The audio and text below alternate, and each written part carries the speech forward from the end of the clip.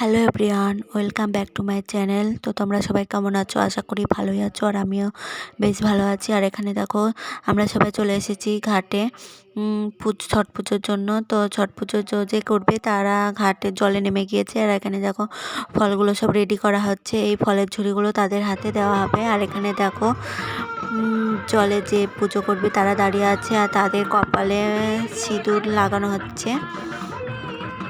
দেখো এই সিঁদুরের কালারটা একটু অন্যরকম, লাল লাল না।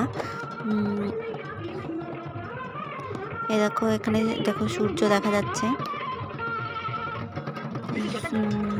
ছট পুজো মানে সূর্য দেবতাকে পুজো করা, তাই সূর্য দেবতার দিকে তাকিয়ে সেই পুজোটা করা হয়। আর এখানে দেখো সবাই সিঁদুর লাগাচ্ছে, এখানে দেখো লাগাচ্ছে। এখানে আমার দিদি আছে আর দিদির চা আছে।